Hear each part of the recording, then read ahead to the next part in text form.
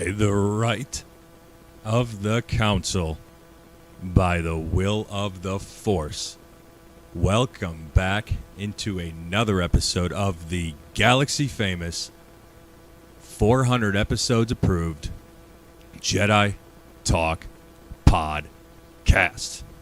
Now, this will be incredibly different. You see Tom right here. I am Atomica. This is about 280 episodes now deep for me. Thank you so much for joining us. I have to play to the camera. I'm not used to it. Brad just got into it. Thank you for joining us into the madness. This live episode, our first live official episode. Brad sneaking in there.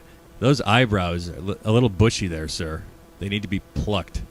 A little bushy. Founder, creator, ass blaster of Jedi Talk, Brad Hughes. Brad, how the fuck are you today? I'm good, man. This was, I hope people enjoy this, because this was taxing, if I'm being honest. This was a little tumultuous. What are some other synonyms I can use?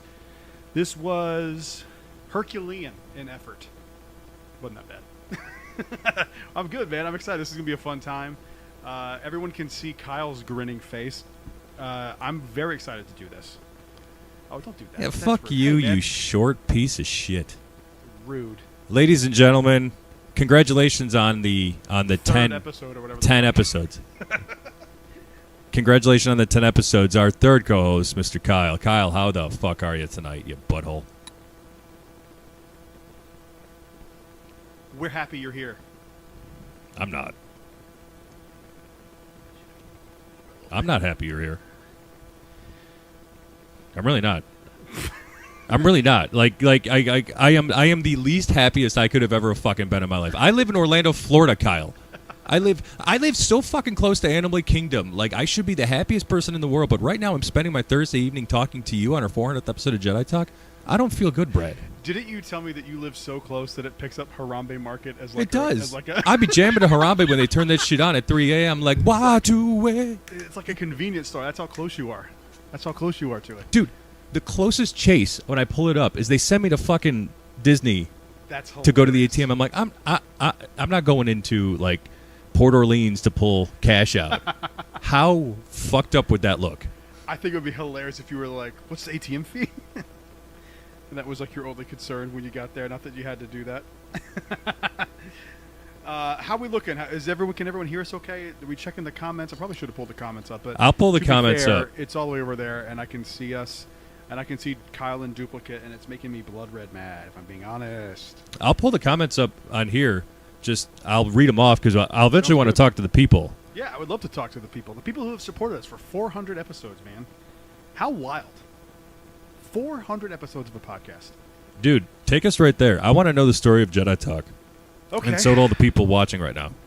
So Jedi Talk started because I was doing a podcast called the Daily Disney Blog Podcast, and I would do these things about Star Wars where I would just keep talking about Star Wars, leading up to The Force Awakens, and the rumors of a Star Wars land coming to one of the parks maybe, and so I kept talking about it and talking about it, and I kept getting comments that were like, dude, this is a Disney podcast, stop talking about Star Wars so much.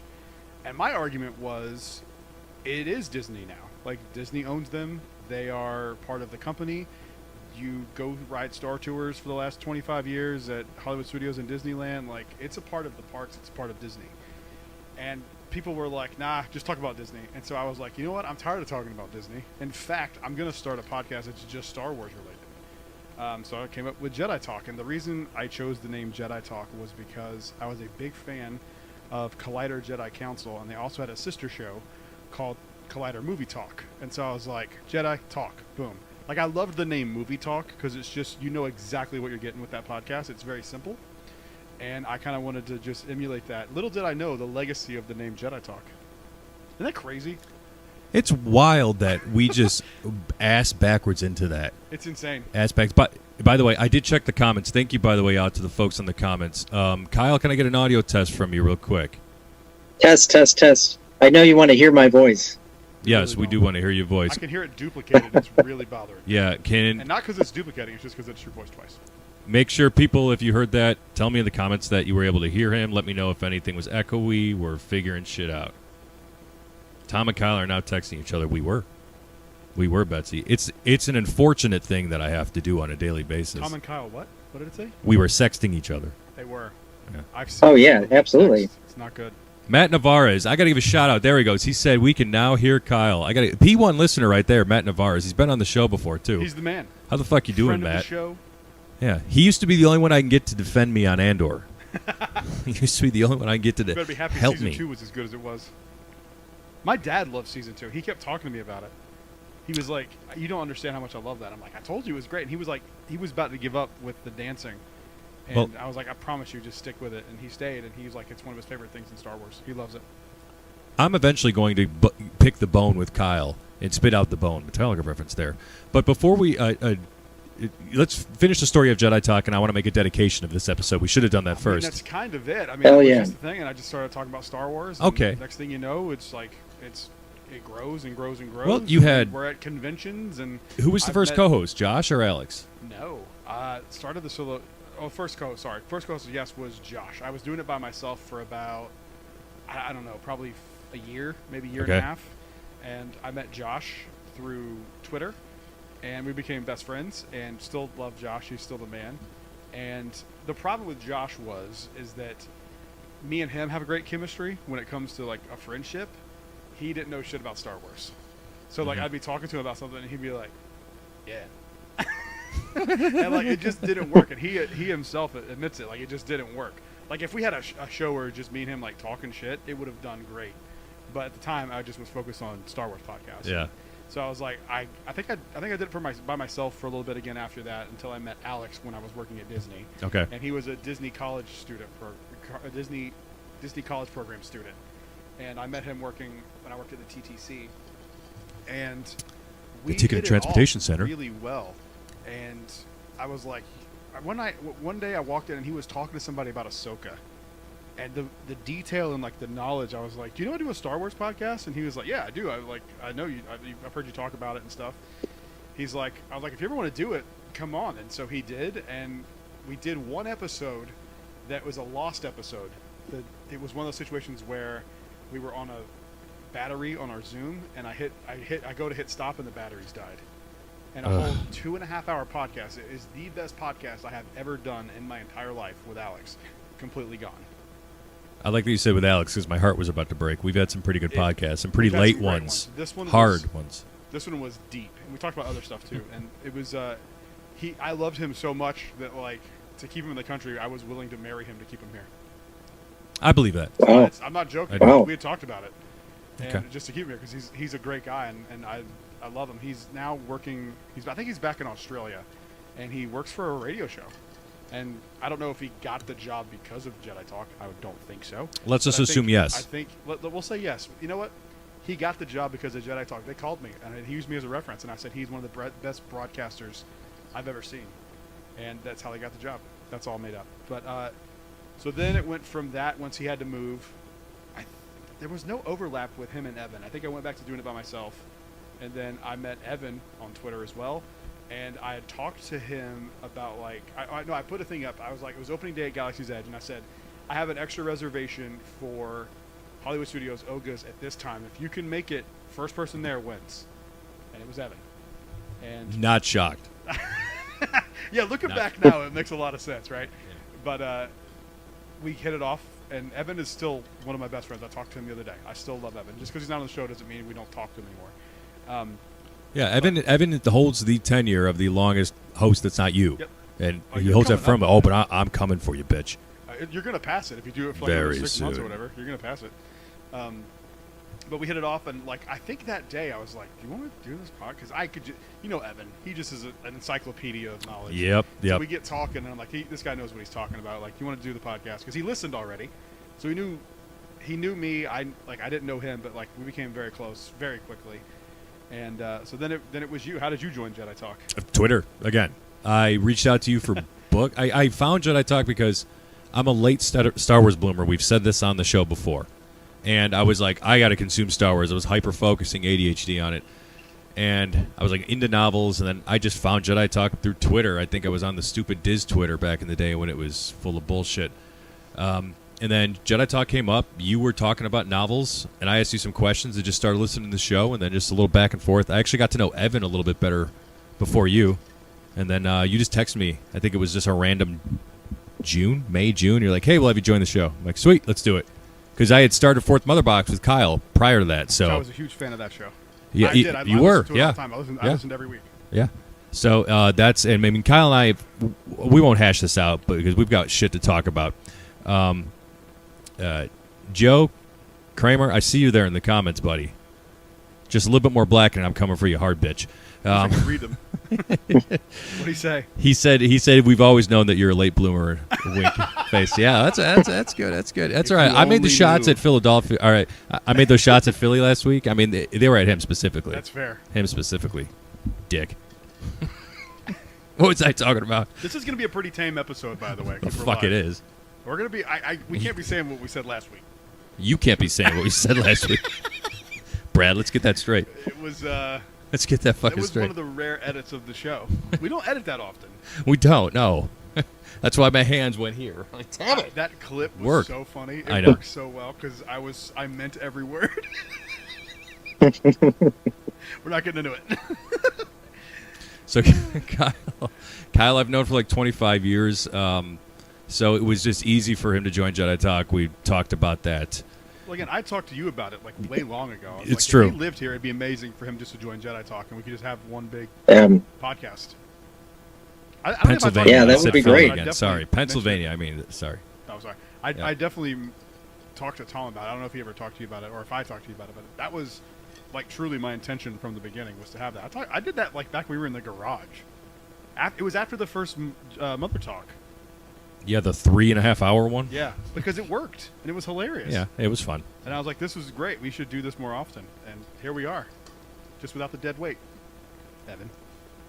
It certainly increased my time coming down to Florida. Will you just get an annual pass already? I actually looked at it, and it almost makes sense. If I came down a couple more times a year, it would make sense. Do you? Well, remind me to text me after the show. I have something to say about this, and I don't want to say publicly. I have an idea. yeah, okay. Okay, I have an idea. Okay. All right. You know, actually, I did think about, like, because my license, I can actually get a license to work in Florida and see people virtually. So if I can work virtually in Florida and get an annual pass, like, I don't know if that works or not. I actually haven't looked into see if that all makes sense, but That wouldn't work. in theory, I because could do used to that. for a living, but I had no way that will. Okay. We'll talk after this, because you definitely need to do it.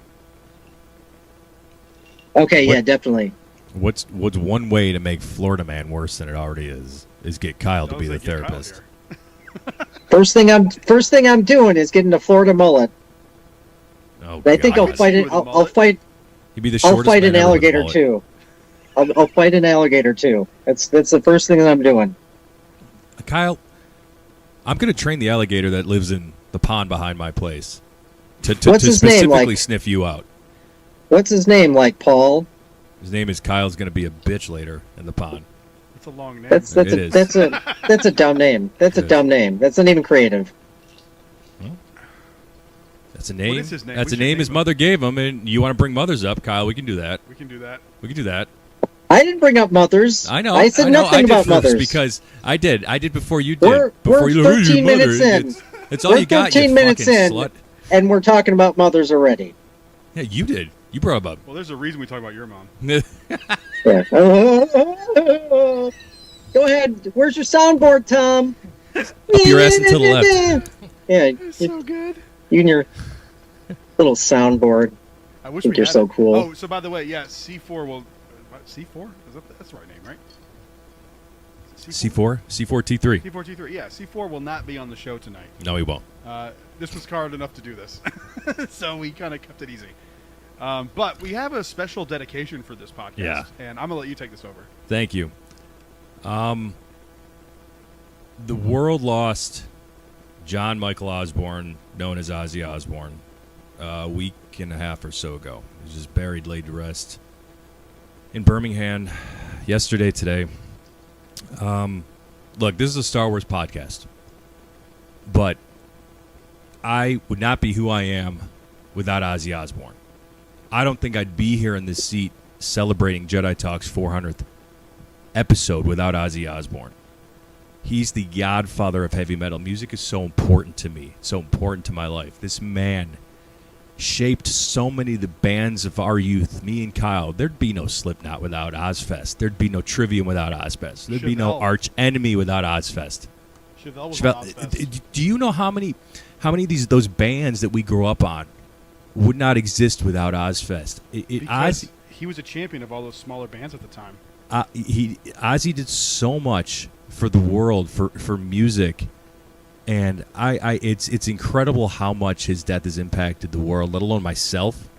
And I've been grieving somebody I've never met, but just grieving because of how important he was to me. So I know you never met him, but like these people that we love like this are as impactful, if not more so in some cases, than family, because they kind of show you how to feel. Music is one of the most important things to humanity. It really is. We're all three musicians here. Losing him really sucks. It really sucks. It's hard. It's not quite as hard for me as Chester because of the circumstances surrounding that, because of the choice, you know. And as a teenager, I remember Black Sabbath is one of those bands for me that like I can't remember the first time I've heard them. They just have always been around. You know what I'm saying? Mm-hmm. Like there was not a introduction to Black Sabbath. Someone's like, "This is a guy named Ozzy Osbourne." He's just always been there. You just know who he is. You come out of the womb knowing who Ozzy is. I know. For me, it was a stereotypical. The moment I heard "Paranoid," like the song and the album, it was like taking a hit of weed the first time. It was a legit gateway drug to heavy metal. Yeah. My arm is full of Metallica sleeve. Like, you get an Ozzy tattoo? Sure, I would. I got to finish this arm first. But it's like I would not have this. I would not be this. I would not have met the band. I probably wouldn't know Kyle. I wouldn't know you if it weren't for Ozzy. Kyle and I bonded over Metallica. Right, man? Yeah. You know what's really crazy is I was watching the funeral, and it just feels different with this one. And we've seen a lot of celebrities die, great musicians, but man, like this really hit the world hard, and you kind of didn't even see it coming because, like, he just did that concert and he looked great, and he was talking about, hey, I can't do shows anymore, but I'm gonna continue to record. But man, I never really saw this coming, and when it happened, you really kind of didn't realize what an impact he had on like our life. I certainly felt it. And, he's like really more than a musician. He's like an icon. He defined heavy metal. Oh, yeah. And people know him more than just for his music. And, it just seems like in one end, I'm kind of like grateful for all the gift that he's given to the world, and for the fact that, he's at rest, because if you listen to him talk, he's in a lot of pain, and he was a real awful state. So I think, I'm kind of glad that he's, at peace. But yeah, what a loss. Unbelievable. This is one of the biggest ones. Like he's like a Michael Jackson figure, where it's like everyone knows who he is. Like he is he's an ethereal being. You know? Yeah, I felt that loss. I don't know. It's weird to say, but it's not, dude. I felt that. Anyone that thinks it's weird that you're mourning somebody, like if you're mourning like Kim Kardashian or something, somebody who doesn't do anything, like I think it's silly. But music is like I said, music is different. It makes you feel, and like especially with being a musician, like there's so much influence there. I don't think it's weird at all. I really don't. I think it's weird that anyone would think it's weird. Like, the world will never see another Ozzy Osbourne. And that just was part of the generation that just defined shit. We had Led Zeppelin, we had the Beatles, we had the Rolling Stones, we had Black Sabbath. These are all bands that will always ring loudly in the halls of music history.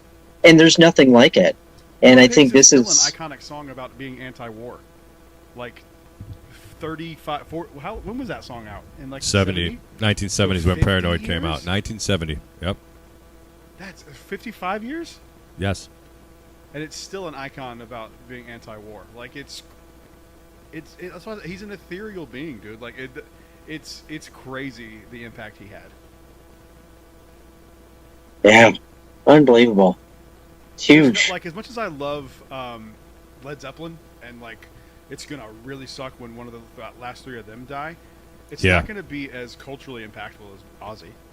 I got some feedback, Brad. You're a little quiet. Just double checking. Thank you, Joe, for that. Thank you. Yeah, that should make a difference. Did that do better?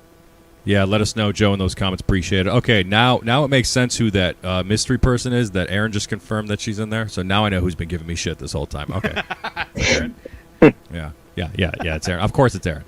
Of course it's Zilla Naraz, slicer extraordinaire. C4's got some words for Aaron, but that'll have to be on next show, unfortunately.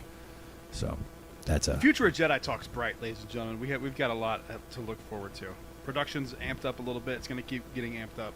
Yeah, we're getting a lot better. We're in, I hate to say this, we're in a new era of Jedi Talk, but before we move on and celebrate the 400th episode, this episode's to you, Ozzy.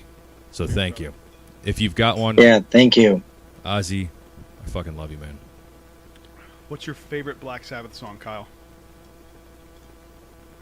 I've actually been listening to Ozzy and Black Sabbath like ever since he died. And, I usually don't because I like listening to new music.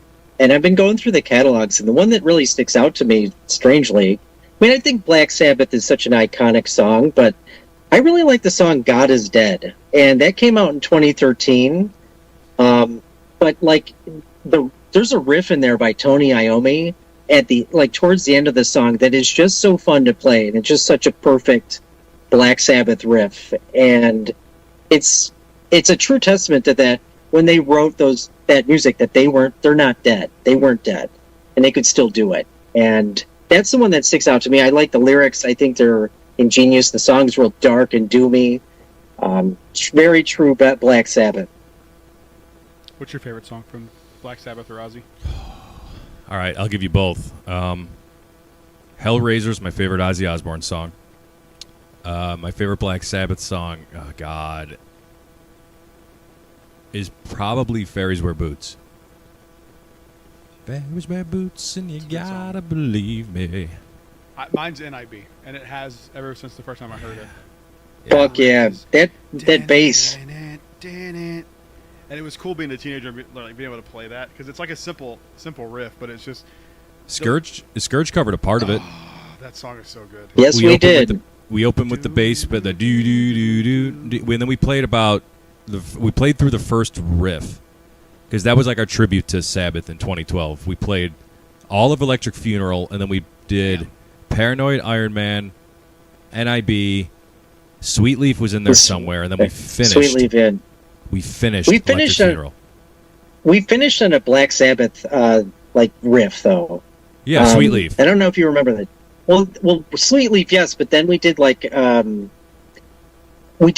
song Black Sabbath. We ended on that riff. It's like that's right. It was real. I really wish we had this recorded. What the fuck were we doing back in 2012? Kyle, we didn't have money then. We paid for the PA and buying the geese. I was a dad in 2012. You guys were rocking out. I was becoming a dad. Oh, I must have said something I shouldn't have said on the live stream. Holy shit. Oh, my God. I'm so glad I caught myself. Woo! Betsy's got Black and Batch 132. This is Back and Batch 141. I'm a whiskey dork. You guys, probably know that I do a bourbon channel. Hold on. Before we move on, I want to shout out to my wife who's watching. I didn't know right that. now, so I can do this. I love you. Thank you. Shout out to Courtney. Yes, thank you. She love. was a big help. Shout out to Courtney. She was. Thank you for testing, hon. Courtney helped us out you are the best. Crazy today. I owe my life to my wife. She is fucking amazing. I do this because of her. I can. Women rule the world. They should. I don't care if that's controversial. It's true. They should.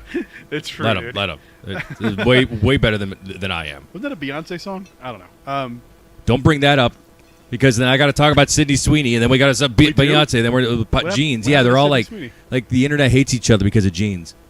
Oh, the American Eagle, Sydney Sweeney. Hey, yeah. Big fan. Keep the commercials coming. We can't edit, Brad. I'm not editing anything. Sydney Sweeney's hot. What's there to edit? Is there a controversy that I'm not aware of? He's drinking. People were offended by her shoes. What? I said people were offended by her shoes. No, it was something about jeans. They're just offended by the ad. I haven't seen the ad. She's like in jeans and then walks away. Yeah, What's there to be upset about? I don't know. Is the car not electric or something? Yes, Oh, I mean that's fair. that's it. Is that what That's it it. is? Let's All keep right. going. Let's keep going. What do we got? Let's talk. Can't edit. Brad. How much blackened have you had? Or 0. I'm sipping on my my barrel pick that I did at Conviction. Oh, what I was going to say. yes, please, thank you. We were talking about blackened. I'm a whiskey dork, and you guys probably know I do a bourbon review channel. If you know, man, Betsy knows because Betsy's a patron. Shout out to Betsy. Blackened is like actually really solid whiskey. It's actually really good. It is really good, and I dropped that live. I dropped that fucking out of my mouth. Let's go. Let's do it. I was expecting like a poignant thing, and I just saw ice, and you're like, ice. So happy I Kyle like didn't see that because he would just bitch about that. So let's get back to Kyle, what's fucking your favorite Star Wars. whiskey? What? What's your favorite whiskey? I don't know. You know what? I It's a bit. like haven't had it in a long. We'll say Blackened. Blackened's my favorite whiskey. There you go. That's the only answer. That's the All right, only we're answer. talking about whiskey. The HASLAB from San Diego Comic-Con. How awful was that? Is that? Dude. Did you back it? I couldn't not back. I wish I could not back it twice. I want to like sign up for it and then cancel and then do that process twice just to fuck with them. It is the worst HASLAB they've ever announced. I'd rather have the lightsaber. Oh, I don't know about that. Dude, I think I'd this rather is have a this than the remake. lightsaber. This is a remake of just a regular playset that they released in like 2017. And they're like, it's 20% bigger. So all you did was take the blueprints and just like in Adobe Premiere, just made it 20% larger. And you're like, send it to the factory, let's go. Yes. This is the laziest HASLAB I've ever seen. At least the lightsaber was a brand new thing they had never done before. And it was like, you should have done a different one if you were going to go that route. But at least it's you should have done an Inquisitor saber. People would have backed that 100%. Just a regular Inquisitor saber. I think people would have backed it. Oh, there's like the Grand Inquisitor Yes, instead of like the Rivas? Grand Inquisitor one that especially if you could make it move.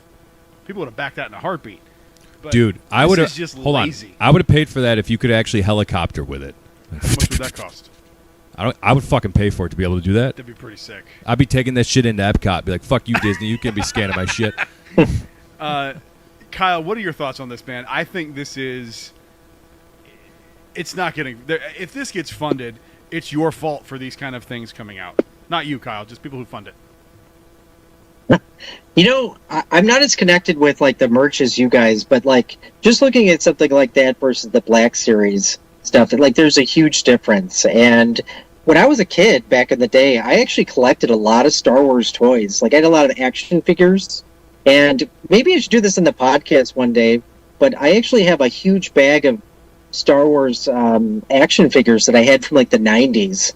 That's Really? like that I pulled from my parents' basement, and it's like the know that Hasbro basement toys, but there's like there was like some other stuff in there. There was like there was like huge dolls and shit. So I should go through that and see what's actually in there. We should shoot that. That'd but be it's- fun. Yeah, it's like old school stuff. So I don't know what I have. I just know that I have a Dash Rendar, and I was like obsessed with Shadows of the Empire for Dude. Nintendo 64. We've talked about this at length. I love that Yeah. game. That game is incredible. I love it so much. Yeah, that was like I played it a million times. It was so good. Do you remember how satisfying it was to finally beat Boba Fett? He was fucking hard. I remember. Very hard. I went You back had to and keep watched the some pulse- videos of it. Like Pulse shooting until you could get to him, and that was hard to do. IG-88 was I hard remember- too. I remember being terrified of the Wampa. I don't know if you were, but like when you turn a corner and see that thing, it would make me shit my pants. I remember being very scared of IG-88, like legitimately freaked out because of like the mechanical sound and like those really low res graphics from the N64. He just looked creepy. It was like the Terminator or something. It's funny. Like you got scared of that when you were a kid, and like I even remember Resident Evil, the first one, come out. It was like terrifying, and now you look at it and it just the graphics are so like shitty. Yeah, it's Like terrible. it just doesn't have the same effect. Yeah, it's it's fun though, like to go back and like revisit those feelings. Yeah. That's Oh what's yeah. fun Yeah. about it. They're timeless. Absolutely timeless. They are. That's pretty cool that you still have those, though. Yeah. What? What did you laugh at? You really want me to say it? I don't think so. Okay. Her contact. Oh, my wife is MILF in my phone. I didn't. I didn't. I was like, who said that? That's And my then wife. I was Of like, course, oh. of course, my wife is MILF in my phone. Come on. I just wasn't. I was just like Courtney with like a heart. I don't know. That made me I was laugh. showing Tom's mom- just so Tom's you know, mom's we're number on is editing, MILF in my I'm phone. showing Brad, Courtney. Thank you, love, for she's watching this live. Said Kyle's louder, and we don't want that. We don't want Kyle louder than Brad and I. Dear Oh. God in heaven, we don't want that. That's a bad day when people can hear him over us. Hey, Kyle, Mary Purdue. I'll who's just a start great yelling listener, Shut louder. the fuck up. I'm trying to give you a fucking... Somebody in the fucking comments, Kyle, actually is interested in something you fucking said, you stupid fucking ugly fucking prick. Okay, Jesus Christ, Kyle. Whoa. Hey. Easy. God damn it. Oh. Kyle, you stupid ass. Mary said... what did Mary say? Mary says we need an unboxing of old toys Yeah, we do. by Kyle. Hell yeah. They're all We in need their they're all in the original packaging too. So like they're untouched. Nice, just like you. Just like what? You Oh yeah. cave dwarf. Yeah. Or All what? right, back to the HASLAB. It's a mess, and they should be ashamed of themselves. Like, for real, that's a really bad HASLAB. It sucks. It's the lot I gunship, So, prequel fans, fuck yeah, but like yeah, but it's not worth that. Like, just go get the cheaper. It's not like they were like we've tripled the size. It's just slightly bigger. It's so dumb. I hate it. excuse me. That's what she said. Go on. It's so dumb. I think it's just a waste. Like, do you think it's gonna get funded? No. What are you laughing at? That's what she said. That's what made you laugh that hard? What are you, 12? I think you know this, yes.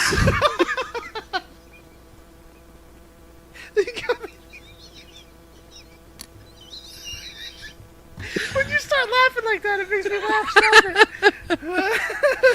so good. This did it. We'd have to edit that out, but it did it. We would typically, but we can't because it's live. And I gotta go my best behavior, and I don't like it. Joe said, Jedi Talk episode 401, tiny old little men. That'll be there. Joe, please remind me to name it that next week. That's really funny. That's really funny. All right, Kyle, are you back in this HASLAB, buddy? Is this how you start your collecting journey? This piece of shit HASLAB. This guy could barely fund, buy a Disney hotel on his trip out here. You think he's going to back a HASLAB? I'm just gonna make you put me up, Tom. I'll put you up in that pond back there, and the alligator will kill you. Uh-huh. All right, let's get back on track here. Track. Tom Henderson of Ubisoft, who created Star Wars Outlaws, which you guys have heard me sing the praises of. I have sung the praises of how fantastic this game is. Guess what they did? Brad and Kyle, they canceled the sequel. We were going to get a Star Wars sequel. Can I go off on this one? Can I go off on this one? Please do, Kyle. Okay, firstly, like, there's been a lot of good Star Wars games in the past, but there's been some trash ones, okay? This was an amazing game. This was immersed you in the Star Wars world and gave you characters that are memorable. Like, I wasn't sure if I would like it or not, but Kay Vess and Nyx, like, this was a really fun game, and it's a real shame that it got so much shit, and to this day, I feel like I still don't understand why it did, because the game was... Star Wars fans. I mean, it's... Exactly, that's Star Wars It's fans. Star Wars fans. Yeah. Star Wars fan. I mean, I would say it's not better than like Jedi Fallen Order, and Jedi Survivor, but it was a good addition to the Star Wars catalog of like video games. And even I was just thinking about this as Tom texted me earlier. Like, I remember back in the day when video games were on like floppy disks. I don't know if maybe we're dating ourselves here, but God, I don't even remember You are. what. Well, do you remember like the first person shooter Star Wars game that was like in the era of Doom? I don't Yeah. remember what it was called, but I remember playing the shit out of it. Do you remember what it was? I remember it, but I don't. Hang on. Keep talking. It was like, I remember you had a blaster, and I just remember blasting like stormtroopers. Oh yeah, that helps. Blast stormtroopers in a Star Wars game. That helps. It was like first-person shooter. It's like oldish, maybe like the first Star Wars game. I don't remember it, but in any case, like it's bullshit that Dark Forces. I think was it Dark Forces? Joe just said he just said Dark Forces is one of his favorite games. Maybe maybe. Actually, I should. I don't know. I'll have to actually go back and look at it, but it was it was fun. But it sucks that Outlaws isn't getting a sequel. Like it definitely deserves it, and it's really. Well, you know what's it's weird really a shame. So I'm balls deep in the Nintendo Switch too. When I brought it, we need to play a game of Mario Kart before we leave. You got to see it because we were supposed to play. I'll see it. I know. Well, but we were making this happen. Yeah, well, but I wanted to show you that in Bonanza. But so Switch 2 had a Nintendo Direct today.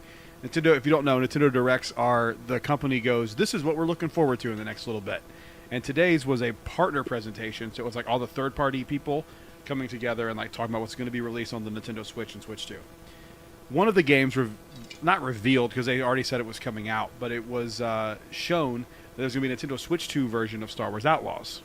Yeah. So on the same day that they say there's no sequel, they announce that it's coming to the Switch 2. Now here's what I want to know. Is it worth me getting it still? Okay. Yes. Because there's not going to be anything past this. It's like... Here's my problem with it. Like you see, then This Is Us. I'm a original trilogy fan. I think it was Dark Forces, by the way, Kyle. Sorry. Okay, so Joe was right. Okay. Shout out to Joe Kramer. I'll say this. Joe said it was one of his favorite games. He got us the character of Kyle Katarn. Or not Katarn. Kyle Katarn. It came out in 1996, and it started I played this game, It started the Jedi Knight franchise. Dark Forces 2 was subtitled Jedi Knight. I remember this game. Oh. I think you went and stole like the Death Star plans, if I remember correctly. Joe, correct me if I'm wrong. That's what you did in this game. Joe, correct us if I'm wrong. Point to the camera. Sorry, I looked there because that's where the feed is. Sorry. I know. Joe, right? Did you steal the Death Star plans? Am I right? My problem, and I'll bitch about Outlaws. My problem is original trilogy fans. We ate well with Outlaws. You don't do anything with Boba Fett, but you're going through Jabba's palace. You're on Tatooine. You're hanging with Lando. I just don't get why this game wasn't liked by the Star Wars fans. And Counter-argument. Hondo Onaka. Counter-argument. Hondo. Woman. Yeah, I know. That's like the only complaints I ever saw about this game was that it was a female. It's so stupid. What are you complaining about? Joe said yes, correct. Death Star plans are stolen in the first level. I forgot about this game. You unlocked memory, Kyle, that I completely forgot. I remember that. Shout out to Joe for the old school Star Wars lore. For the help there. Fuck yeah, Dark Forces. Let's go. You need to emulate that and do a playthrough. Yeah, I've been wanting to emulate Pokemon Red lately for some reason too. Pokemon Red? Yeah, did you ever play that game? Oh fuck yeah! That game was addicting. Pokemon's the only like turn-based RPG that I like. Who was your Pokemon? Who'd you I pick? always pick Charmander. Squirtle here. Squirtle? Tell us who your Pokemon was in the comments. Yeah, what was your starter I was Pokemon? Bulbasaur. Oh, we got all three. We do. Holy shit! Look at that. Look at that. I was always Charmander, and even in Gold and Silver, I did Cyndaquil. That was his name, the starter. So I was Fire guy. But anyway, yes, and you're right. There are misogynistic, stupid ass fucking just Star Wars fans out there who are like, okay, Vest is a woman, we don't like it, make it Luke Skywalker again. Like Luke's off doing his own thing, you jackwagons. So we're not getting a sequel, but we're getting a prequel novel to Outlaws. Oh, that's fun. The upcoming Book Star Wars. I won't read. It's called Low Red Moon. I'll read it. Written by Mike Chen. It was officially announced at San Diego Comic-Con. Nice. It is set to release on February 3rd, 2026. Wow. Okay. It's a canonical prelude to Star Wars Outlaws, and it centers around ND5, the reprogrammed battle droid, and Jalen Vrax, who's formerly Jalen Barsha. It's part of the story. That was his former. Do you think I should get it for the Switch too? And play Yes, it? Okay. 1,000%. Right, you need to get Outlaws. You'll love it. I think your kids will love it. Sweet. Yeah. I'll get it then. We should do it. So Tom, they're not going to continue with the sequel for Star Wars Outlaws, but from what it sounds like, it's going to be continuing in some capacity in the comics or books. The novel, yeah. Yeah, the novel with A prequel novel. a prequel novel with Prequel ND5 and novel. Jalen. Here's what I don't understand. So let's say this thing blows up on the Switch 2 because there's not a ton to do with the Switch 2 right now at launch. You got like Mario Kart World, you got Donkey Kong Bonanza, you got Cyberpunk, which has already been around. But like, what if this blows up on the Switch 2? So Then now what? Make a sequel. They've been trying to get a Battlefront 3 going online. Can we do that? Battlefront's I'll be awesome. down for Battlefront 3. Yeah, Battlefront 3. Battlefront's great. Fuck yeah. Joe did say Dark Forces is available via Steam, and it got a remaster in the last year or so. Really? Oh, Okay. fuck yeah. Shout out to the Steam Deck. That's Shout out awesome. for Joe for letting us know again. Shout out to Joe. So, yeah, I'll read the prequel for the podcast. Okay. I'll Do read you the novel think we should for go us. back to our roots and become a Jedi Talk like the Become a book era Jedi Talk again? podcast? Yes. And Yes, we should. do you think we should come back to our roots and start doing some more Jedi Talk book stuff? Definitely, yeah. We got to interview a lot of cool authors, man. We That did. that was a cool era. Speaking of interviews, I didn't even tell you Almost said guys something yet. I shouldn't say. Remind me, I got to tell you about who we've got lined up next week on the show. Did you see that email today? No. I'll forward it to you. Okay. We got a weird email today. A good weird email. Oh, okay. Yeah. Okay. So yeah, we're not getting the sequel, unfortunately, but So for sure, or they're just going like, we're going to take the story in different, like, because I can't imagine, like, let's say this thing sells 1 million copies on the Switch 2. There's no sequel? Like, that doesn't make any sense. I mean, if it makes gangbusters like money, like if it's popular and people are playing it, then yeah, I don't know. We'll see. I don't know. I'm going to buy it. I don't know if the Switch has ever done that to a franchise before. They You made should buy that Nix that you got though. I mean, so there is merch for it. So I mean, would That's imagine Galaxy's there's some Edge. sort of demand. It's not Nyx. It's a Mercall. They're not calling it Nyx. At the Creature Oh, Stall okay. on Bot 2, it's just a Mercall. Okay, so I actually thought that was Nix. Well, that's cool, but oh well. Kyle, have you played this game yet? Which Star Wars Outlaws? Yeah. Yeah, I was just saying, like I fucking loved it. I played the sweet. shit out of Okay. it when it came out. Nice. I I missed actually that didn't play the somehow. DLC. I didn't play the DLC yet, but that's why I was like pissed when Tom texted me today that they're not doing a sequel because I thought the game was excellent. I thought it was great. Love that game. I want to go back. I have to set up my PS5 in the new house. I miss playing it. I love it. So, like I kind of one of my favorite Star Wars characters, Han Solo. So, I mean, I love Jedi's and the Force and all that stuff. But I think, like a story about a scoundrel is like really cool. You know what I mean? Like I think there's a lot to you explore there. Like you could write a really good story, and I like the story that they put forth. It's just a shame. Betsy said, I imagine we get a lot of weird emails. We do. And yes, Joe, we signed up for all of it. Bluetooth.com/Jedi Talk. Moving It along. won't work, but you can pretend you helped. Dude, Smuggler's Run is getting a Star Tours treatment. This is exciting. Check this out. So there's the It's new about update. time. Yeah, It really is. The new update coming to Millennium Falcon Smuggler's Run at Galaxy's Edge will include a number of alternative routes. So this was Walt Disney Imagineering's Asa Kalama indicating, and this was a direct quote. And then, even with each of the level environments themselves, we've worked with our partners at ILM to develop levels that have considerably more branching, so that even if you return to the same destination, there's a new route or new secrets to uncover. There we go. This ride needed this, Yes. like Dwayne Johnson needs a steroid shot in his left ass cheek. I mean, it needs it so bad. 100%. Like the thing about this ride that I've always not liked is that it was very on rails. It's like playing Star Fox. You're in the ship and you have very minimal control. You can go over here, you can go down here. If they actually make this where I can go wherever I want as a pilot, I'm here for it. Even just in certain situations or certain places. You can get. I mean, Here you can for it. kind of do that. I mean, you may be talking different, but in Outlaws, you could you could take the Trailblazer wherever the fuck you feel Yeah, like. but this ain't. I mean, when you go on the Falcon, you can't go I want to go over here to that spot. Oh, You see what I'm saying? yeah, sure. Sure. The only thing I don't think it's going to be as branching as they say it is because at the end of the day, it is an attraction and you can't go over a certain amount of time in the pod.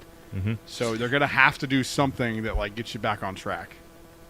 See, the comments are blowing up with this news. People are loving this, because this ride needed it badly. Absolutely needed. Joe This said, is yes, great. this ride is Um, highly digital and didn't take advantage of the flexibility. Aaron said, I have never So- liked Smuggler's Run. And Mary said, finally, Smuggler's Run needs an update so badly it does. Matt said, oh, this is great news. Can't wait to see it. It's like playing a video game, which I can do without waiting in line. Yeah, exactly. It's true. Can we ban kids from being the pilot? That I'm should gonna be a ban you thing. from being the pilot. Jesus Christ. Or like just like I'll accept a kid pilot line. Because like you, Like there's you a get separate on line and instead like of single rider, it's like kid pilot line. Like I'll be an engineer for this kid, who gives a shit? But like it is frustrating when someone's that bad at it, where you're like, what the fuck? And you're just sitting there pressing the button on the wall like, It really is Can't see designed for groups of 6 who like know each other. yeah. Like, all right, Jimmy, you're not going on the pilot. Your daddy is. I've been Have you and wanting me to ever do piloted together? this. Yes. Your birthday. I was on the right. You were on the left. We need to do it again once this So, happens. I was on the right. You were on the left. Same thing, just like the night before with Kyle's mom. Yeah, I thought it was gonna be a political joke. And then Oh, here we go. We don't do political jokes on we Jedi Talk never that often. talk about politics on this That show. often. We won't. I don't and know. we never will. see it's No. it Ignore doesn't have the episodes where same we did. effect without the me whatever the fuck that is. No, The just let him soundboard? sit in that. Let him sit in that. The soundboard. Do you want to say that again, Kyle? He said it just doesn't. Mother Jokes doesn't have the same effect without the Oh, no. soundboard. Hit the air horn. Hit the You do air it. horn for us. Come on. He's not going to do it. No, let him sit there. No, I don't want to let him sit there. I don't like dead air. So this is fantastic news for this ride. It's so desperately exactly needed. what it It's needed. it's Makes it sorely relevant again. needed. My next And, question like, is, yeah, go ahead, Kyle. I was just gonna say, like, going there, you do it. The first time was great, but then you could do it a couple times, and you're like, okay, this is a little forgettable. I mean, it's cool. Like, it's great you're in the Millennium Falcon, but like, it definitely needs that sort of treatment. Like, I think that's really great news. By the way, I've seen Mike in the comments a few times ripping on you, Kyle. So just FYI. Mike is here. What? Of course he is. Freaknet Studios partner, of course. Yeah, he's Yeah, here. the good show. This is true. You know, come at me. He's dude. from the at you. You Juchi's don't want this smoke, podcast. my guy. I'm going to call out the comments. Ask us some questions. What do you guys want to talk about? We've got a top 10 that we are going to eventually get to. Do you want to do that here, or do you want to read the comments? I'd like to read comments. I'd like Read some specifically. comments. We always have this top 10 as a backup. It's a good top 10. It was actually given to us by a former co-host of the podcast. It was. And I am going. Joe did say, can we isolate Kyle's air horn impression and add it to the soundboard? Joe, you better believe we can. Oh yeah. I'm By going to the do way, that. go back and screen record and go back. It's just so we have it as a backup, just in case. The screen record? I will. Joe, Yeah, Oh, gotta Joe. have it as Joe. backup. Shut I'm up. giving you homework, Joe.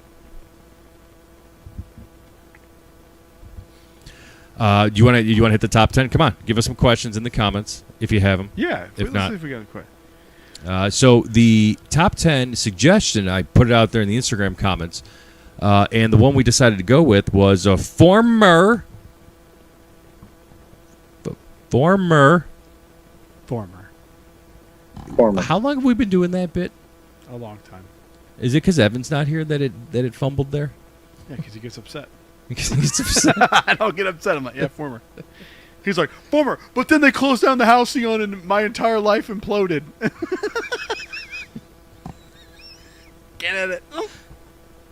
It's not anything you haven't said before. That's something he hasn't said before. Oh, that's true. I'm gonna get us off of that. Former. Thank you. God damn it. Aaron asked, okay, Brad has the Bourbon Cave. Tom has the action figures. I do have sabers as well over here. You can't see that. We could show the room. Don't. I don't want to fuck with anything right It's not now. going to mess it up. But the actual question is, Kyle, what's your special interest house area? BDSM. What's my special interest in what? This is like, all right, Brad has bourbon. I have figures. Like, what's your house decorated with? Like, talk about your bat cave downstairs.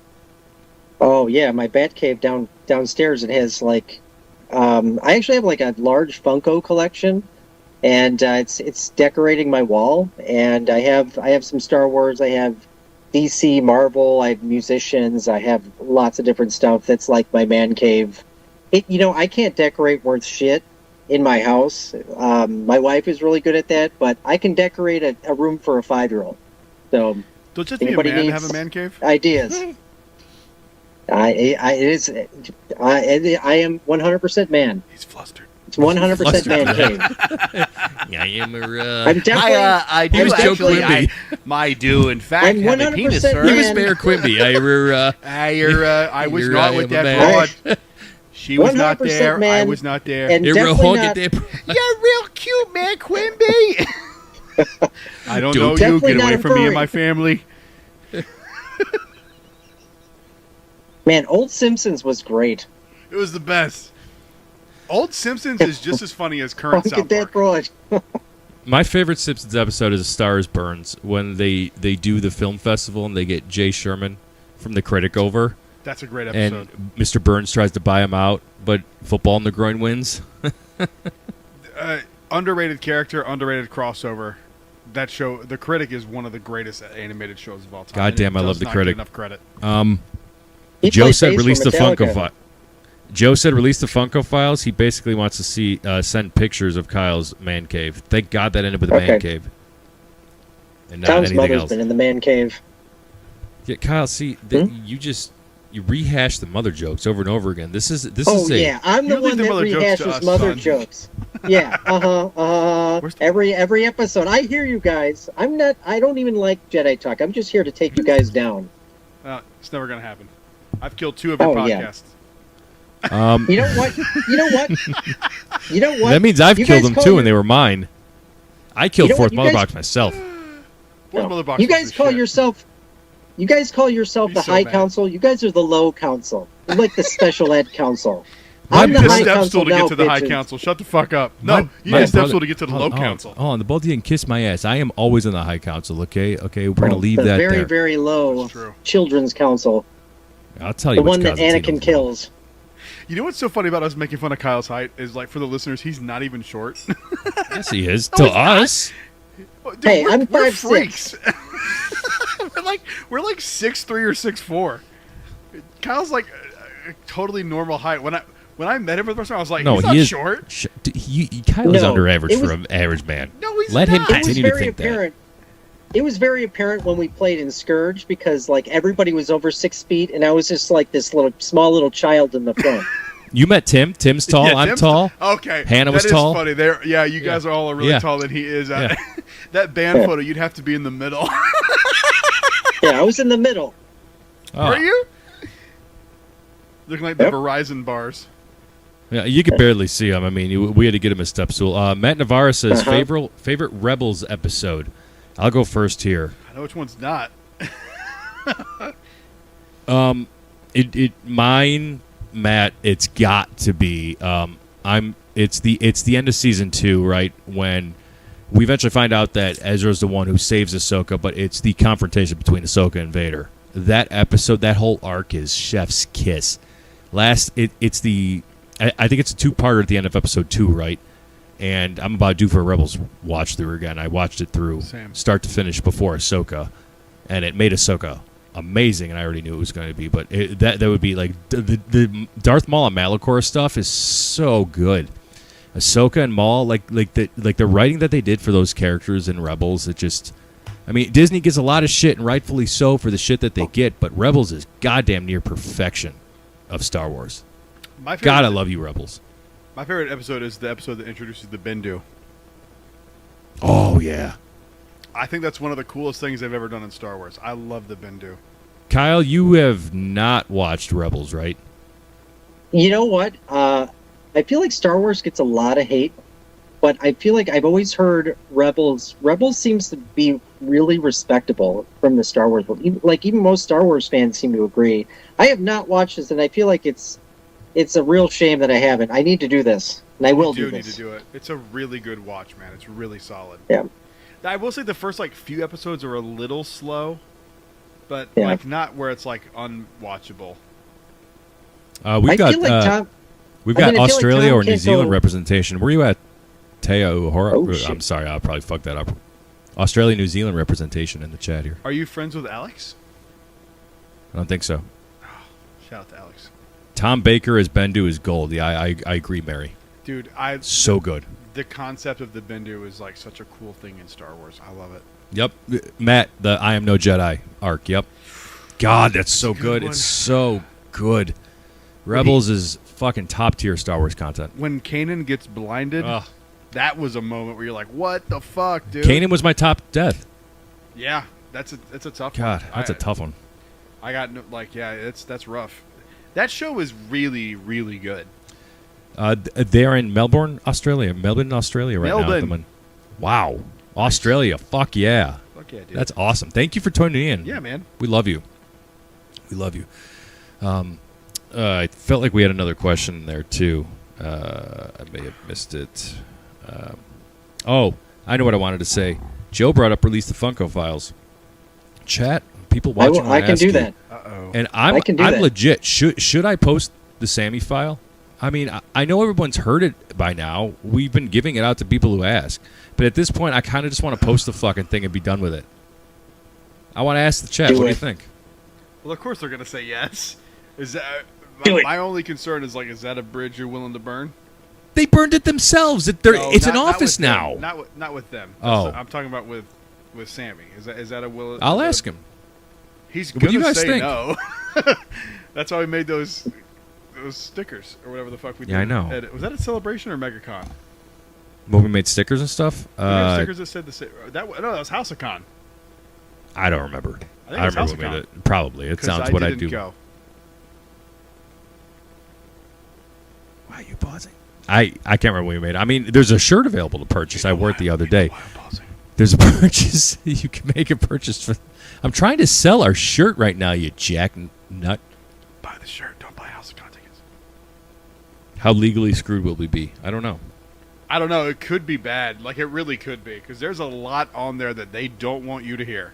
And like, you know, I'm not just saying that to, like, hype it up. There's shit they don't want on there. I know, but our And there's chat even right more now, shit we were told off the air. That we Joe can't and Betsy talk are. about. I know. Oh, I know that, and people That can was ask us wild. about that. I know that. Do you think that's ever going to happen? I mean, Like, seriously. the one thing we talked about. I mean, I won't be heartbroken if it doesn't happen, but like, man, that would be gangbusters awesome. But Do you think? I don't think it's because- gonna happen, I think no. because Yeah, the yeah, Halcyon it's not. didn't do well, It's it's not not. happening. it's not now. Yeah. Yeah. One day, maybe, you know what we should do? Episode 500, we do another live stream. And we drop this information because I have never seen anyone else talk about what we know. I'm fine with that. Both of them. Both that he told us. Whoops. Yeah. The big one. I though. know the one. You know them both. You know them both. The one is a big deal, and if people found out that they chose not to do this, they would be furious. It's the other hotel idea. This one. That one, or this No, one. The Dang. Oh yeah. Okay. Yeah. I know. Okay. Yeah. Okay. that one. If people found out they weren't doing that, there would be riots in the streets. And like, I'm barely joking. If you I knew would what we riot. knew and knew that they were planning this thing around this IP, and they chose not to do it because the Halcyon failed, you'd be furious. And it's so obvious that it would work. Aaron has a question. Yes, I agree. Aaron has a question. If we were going to do a Star Wars horror story, what time and character would we pick? Ooh. Yeah, Kyle, I'm going to let you answer this first. Aaron specifically thinks we need more Star Wars horror. I love horror movies, and I would love the shit out of any horror movie they came up with. Weren't they considering doing this, or do they have something in development or something like that? They had a thing where it was like zombie stormtroopers. It was like, I think before that. it Oh was God, I would zombie. love that. It's pretty good. You should read it. It's a comic series. You would like it. What is it called? I don't remember. I used to know this. Hang on. I would love to see a horror story around Darth Bane and the Rule of Two. Just think what you can do. Maybe you have to stretch canon a little bit, but like think about him going around just kind of essentially being the Sith, like the Sith, and having an apprentice. Like how much of a horror story could that like Like, or running around the shadows, just like Sith, like out there doing what he can, and then boom, from behind, dead. Michael Myers, saber like to it. the back. Stab, stab, stab. Kyle, it's called Death Troopers.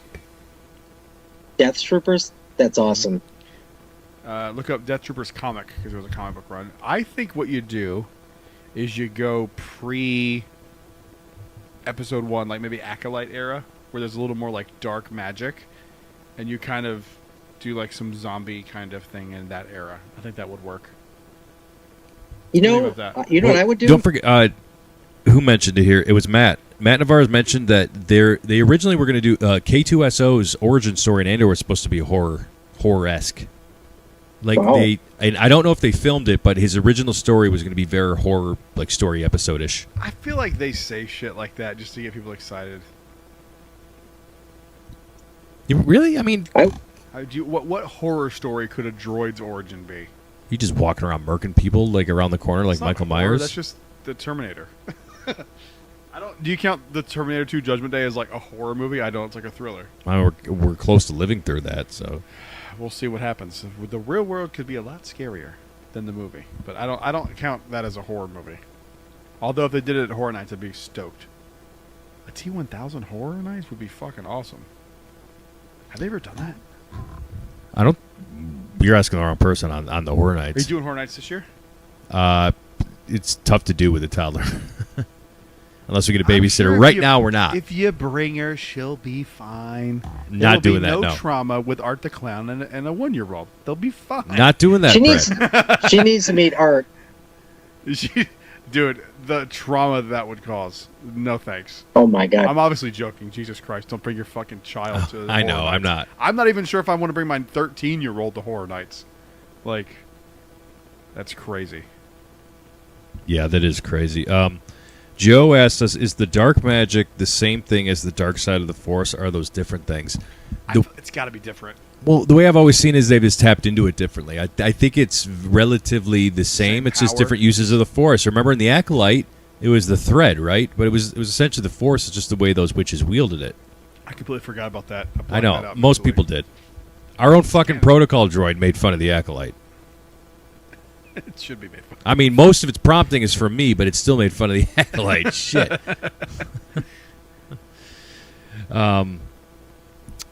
Joe has a question for Brad specifically. Droids could be he's a comment.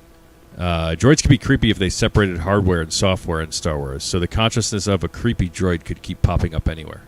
Oh, that'd be fucking creepy. Yeah, like, I mean, the idea of a death machine is very creepy, but, like, I feel like it's kind of shallow. Like, it's kind of an empty idea. Like, yeah, machines are terrifying. Like, yeah, I get that. What do you want to do? Do you want to blow through this top 10? You want to just keep talking? Where are we at? How long have we been? I think we've been on the phone with Kyle for an hour, so an hour. That's up to you, man. We can save the top 10. We can do the top 10. I don't care. I got my top 10 RTG, baby. Yeah, let's close out this 400th episode of Jedi Talk with the classic Jedi Talk top 10 episode. Brought to you by Alex Newman, former co-host of the podcast. Former. Good guy. So I'm gonna let Kyle go first, and then we'll go in Kyle, Tom, me. Well, here's let's the say problem. what the top 10 is first. We might want to I do knew that. you would. I trusted you as a broadcaster. I know you got this. I appreciate that. We didn't even give in love to Hulk Hogan, and he died too. Yeah. I mean, It's that been a one's rough controversial week. because this whole he's. week has sucked, dude. Like, I feel like this week he's has been kinda 2 racist. years long. Yeah, I know it has. It's been rough. But Hogan's death is weird because he's said those things and he got caught being a racist. But anyway. Come on. I don't know. That to me, like, shouldn't discount the person. Like, just, do you want to be judged in your worst moment? It shouldn't discount Hulk Hogan. It should discount Terry Bollea. Because as Hulk Hogan, he made a lot of people happy. So I'll say that. Is that his real name? Terry Bollea? Absolutely. Terry Bollea. I Yes. thought it Bollea. was Balea. Bollea, sorry. I'm so sorry, master's degree. I'm so sorry. Get it right. Yeah, know. yeah, get it right. I'm a so little more sorry. forgiving. I'm also just like kind of a forgiving person. I know it doesn't seem like I would be, but I really am. I just don't think you should be judged in your worst moments. And especially yeah, when I get something's like private. I agree. You know what I mean? Sure, yeah. What the hell are we okay, so Alex, I put a comment out there. I put a question out there on Instagram. What top 10 should we do? And former host of the show, Alex, said, top moments that make you feel like an 8-year-old again. And so I took it as feeling like a kid again. So our top 10 we're going to blow through on this 400th episode. And let us know what moments make you feel like a kid again. Yeah, that's true, Betsy. He didn't have the impact that Ozzy did, like that global reach. He did in the wrestling community, but beyond that, I wouldn't say so. Yeah, no, I'm with you on that. Ozzy's way more of an icon for sure. Way more. So, ladies and gentlemen, these are the 400th episode. How we're rounding out today's episode, our top 10 moments that make us feel Star Wars like an 8-year-old / kid again. Kyle, you're up. I do have an honorable mention. Oh, give an honorable mention. Okay, you go for it. So Alex said he wants to make us feel like a kid again, right? So what truly makes me feel like an 8-year-old again is the Anakin and the kid scene in the temple, because it reminds me of when my parents got divorced, because that's when my childhood ended.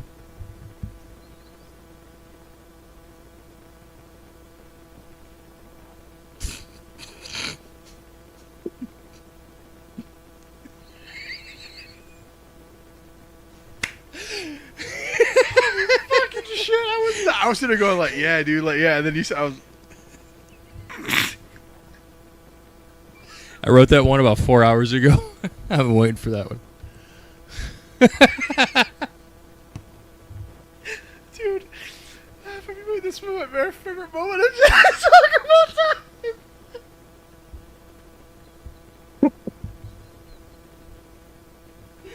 Oh my god. You got me so hard. I was not expecting that. Holy shit.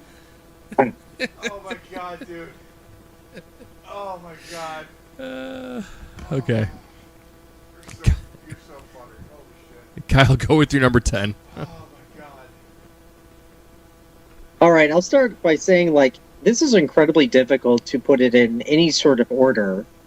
But I would say, like, the one that comes to mind is, like, in Force Awakens, I remember Tom and I went to see this movie, and like, I was a fan of Star Wars, but, like, I feel like when we went back to see, when we saw this, it really rekindled my passion for this franchise and this, and I remember specifically seeing Han Solo and Chewie for the first time in this movie on the Millennium Falcon. Like, I was, like, emotional when I saw that, and I didn't expect that to happen, but it made me feel like a kid again, because I grew up with these movies, and that was just it was a great moment to see these characters from so long ago come back on the screen. I'm 1,000% with you, and this will be my crossover for number 10, because, yes, Kyle and I saw The Force Awakens together, and everyone knows the late bloomer thing from earlier. I am with Star Wars, but The Force Awakens was like that. Oh, man, I am all in. I have a different Force Awakens one, but we'll get to it when we get there. But yeah, the Chewie We're Home, oh my God, makes me feel like a kid again. And like at the time I saw that, I didn't quite understand, but now I do. Now I do. So cool. So Brad, what's your number 10? Christ. My number 10 is starting Jedi Talk. It gave me this outlet to be a dork, and it gave me this outlet to sit around and talk to my friends and talk about Star Wars. And to me, that's always been something special. I could get really emotional about this, and I'm not gonna. It's been a rough week, but yeah, like having you guys here listening is really fucking cool, and it makes me feel like I'm talking to my friends. And I'm gonna before I cry, because it's been a rough week. Before I cry, I'm gonna move on back to Kyle. Kyle, what's your number 9 before Brad cries? Did you cry at the Goo Goo Dolls concert? Brad cries. Did you cry at the Goo Goo Dolls concert? Did I cry at what? At the Goo Goo Dolls concert. Maybe when they played Iris? No, but it was close. I was like, force it down. Force it down. Close, but no. All right. My number 9 would be the scene where Darth Vader tells Luke that he is his father. And this is such a iconic scene in cinema history. I just had to include it. And going back and watching it now after seeing everything, it holds a lot more weight than when I first watched that movie when I was a kid. So definitely that scene was number 9. Yeah, that's too iconic, right? It's the scene, and that makes everybody. Even I think Brad said it last episode. It's when you watch the original trilogy, you didn't know that they were from late 70s, early 80s, right? Yeah. It's just oh, okay, these movies are out, and you watch them, right? So that's a good one, Kyle. My number 9 would be what you guys see on the wall and what's in front of us and surrounding all around. And I did moments, right? Not everything is from media, but collecting figures makes me feel like an 8-year-old. Like, how could it not? I mean, a like it's kid literally the pinnacle of being a kid is having fucking toys. Like that's Yeah. literally. And now it's just like different. But I remember back in the day, I always had to have the whole line in collection back then. I should have known I was a neurodivergent then because of that hyper obsession. But my parents didn't take me to get tested, so I suffered with everybody else. No, I was a joke. Jesus Christ. They're busy hitting you. But the figures, yeah. Collecting the figures makes me feel like a kid again. Forgot we're live. Sorry. Oh, the hitting you thing? We made that joke before. I know, but still. That was a joke. What's your number 9? My number 9 is a hybrid one, and I remember the first time this happened, and I'll get to it in a second. I remember going, God damn it! I wish I was 9 right now. I wish I was 10, because this would blow my fucking mind. It's seeing Galaxy's Edge for the first time. Oh. Slash riding Rise of the Resistance for the first time. Oh shit! That, could you imagine? There are kids that I see in line. I'm like, if I was you at 10, my mind would be fucking melting right now. Like the fact that this is as real as it is. Like it, dude. We had Star Tours, and that was it. Like, and Star Tours is cool, but like, it ain't Rise of the Resistance. No, God, no. Could you imagine running Rise of the Resistance as a 9-year-old Star Wars fan? That would be fucking crazy. That'd be insane to me. It would be insane. That'd be wild. Yeah. So that's one of those things. I remember, I've said this story on the podcast a few times. I'll be brief. I went to Star Wars Galaxy's Edge opening day at Disneyland, even though I lived here at the time. And I remember it felt so different and so isolated and so unique. I was on the phone with Holly, and I was like, all right, when I get back to Disneyland, I'll call you back. Like, that's how separate from the rest of it felt. Oh, I see. It wasn't like, oh, when I get back to it was like, I'm in a different place. I see. And when I get back to where I'm supposed to be, I'll call you. Like, it felt that different. Yeah. I love that trip with me and Dallin is one of my favorite trips. Shout out to Offhand Disney. That's one of my favorite trips of all time. We had so much fun. Fuck yeah. Kyle, what's your number 9? Or 8. 8, sorry. I would say Order 66. And I remember when I saw the original, like the prequel trilogy, and this happened, it blew past me. But as I got more into the Star Wars kind of like world, like going back, this was such a pivotal moment in Star Wars history. And I love the fact how it was referenced in Jedi Fallen Order. So cool. It's really cool how Star Wars can continue to reinvent Order 66 and make it interesting. So my whole take on Order 66 is that the entire time it's happened, it's always been propaganda from the Empire, because they don't want to admit that a lot of the Jedi survived. Oh yeah, definitely. I love that. Love it. That's always been my take on it. I've said that for years, and that's not only the right take, because you like the Jedi should be, it shouldn't be that easy to kill every Jedi with a few stormtroopers. You know what I'm saying? That's it true. makes a lot of sense to keep them alive because you have all these Jedi now. Mm-hmm. So anyway, all right, my number. No, it's my number 8. Oh, your number 8. Sorry. And I'll jump in on your that Ben. one was so good. I thought it was Tom's. I'll jump in on number 8. It's 2. It's Galaxy's Edge. Doing it not even the first time. It's just like every time again. If I'm just on Rise, right? It's truthfully easy to feel like a kid again on Rise, or it feels so even real. Millennium Falcon are just walking through Batu. It feels so real, man. I love it so much. I'm so happy we live here, dude. Me too. I'm happy about it too. It's so cool. Just go hop on Rise of the Resistance whenever you want. Like, it's so fucking cool. Mm-hmm. I love it. I love it. I love that Batu gives us the opportunity to play. So good. I like being Laios Orion on Batu. It's fun. I like yelling at people. My 8 now? Yes, you're 8. Yes. My number 8 comes from the great film The Last Jedi, and it is Kylo Ren versus Luke Skywalker on Crate. That was the crux of that movie, and when it was a turn, not quite to the same like cinematic impact that Vader did, but becoming Luke's, saying he's Luke's father, but it was impactful where like, oh wait, he's not there. What the fuck? Oh shit! Oh shit! It was like a layered oh shit moment, and I think that is one of the coolest moments in all of Star Wars. It is that he's there, but he's not there, and he's one with the Force, and then he passes. It is one of the greatest moments of Star Wars. It truly and is. It doesn't get enough credit. It's amazing. It's truly amazing. It's one of the top tier Ultimate Jedi moments. I mean, It's the most Jedi thing Luke Skywalker could possibly do. Now they want him to punch the Mary Sue and then kill Ben or redeem Ben Solo somehow with his Force magic. Written by George Lucas. There's a 3-letter word that I would describe that as, but I can't say it because it's live and we can't edit it. Kyle, what's your number 7? Kyle's number 7.